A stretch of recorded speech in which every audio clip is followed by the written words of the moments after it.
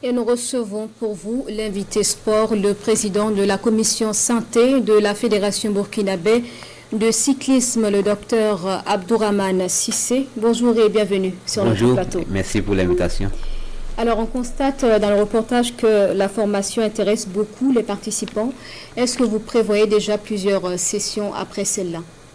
Oui, il faut dire que cette formation est prévue pour la période du Tour de France qui se déroule sur 3 semaines. Et donc, c'est prévu une séance par semaine. Et nous sommes actuellement à la fin de la première semaine du Tour de France. Donc, il nous reste encore 2 semaines. Donc, c'est prévu probablement 2 à 3 séances.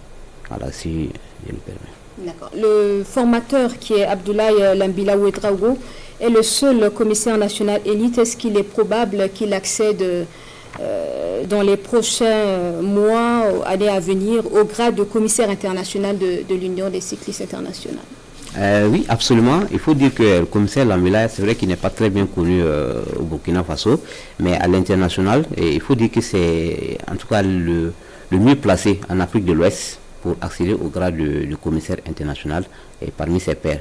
Donc il a déjà validé tout ce qui est formation théorique et maintenant il est en train de suivre ce qui est pratique maintenant. Et à l'occasion même, il est invité sur le Tour de l'Avenir, qui est l'équivalent du Tour de France des espoirs, c'est-à-dire des moins de 23 ans. Donc il est invité entre le 18 et le 24 août pour participer au Tour de l'Avenir. Donc ce serait également une compétition qui va encore lui permettre encore de travailler et d'avoir plus d'expérience et pouvoir passer effectivement le cap, passer le grade de commissaire international. Oui, et pour ces formations qui seront à venir, puisque vous êtes médecin du sport et également président de la commission santé de la FBC, est-ce que vous serez amené à intervenir aussi? Oui, absolument, absolument, parce que vous savez, le sport de haut niveau, il y a un élément qui est très important, et l'alimentation, j'allais dire même l'hygiène de vie de façon globale, et pour vraiment pour préparer nos cyclistes effectivement à des compétitions de très haut niveau, il faut profiter de ces occasions-là pour pouvoir les expliquer un peu comment les sportifs professionnels, les cyclistes professionnels se préparent et l'hygiène de vie qu'ils doivent respecter pour pouvoir être très compétitifs. Et ça leur permet également d'éviter certains dérapages qui amènent souvent le dopage.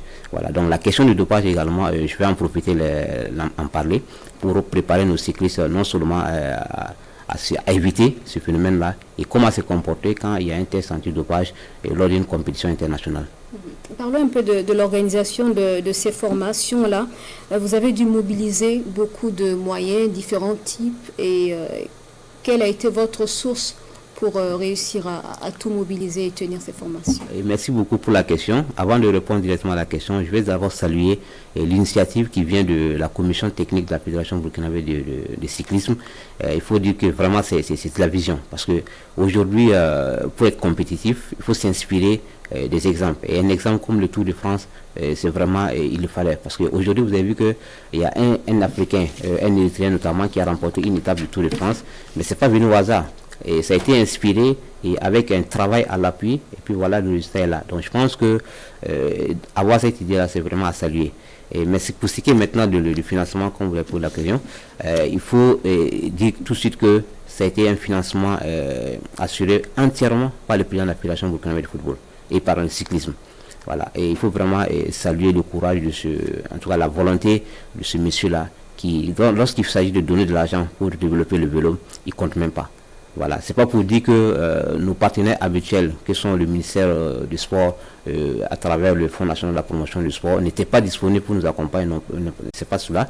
C'est parce que nous, on trouve que dans cette situation actuelle de notre pays, c'est quand même de bon ton souvent qu'on ait cette contribution volontaire souvent. Et je pense que le président de la fédération a voulu donner l'exemple en contribuant volontairement de sa poche pour organiser cette activité qui est très capitale pour préparer nos futurs champions. Merci à vous, monsieur Dr Abdourahmane Cissé. Vous êtes le président de la commission santé de la Fédération burkinabé de cyclisme.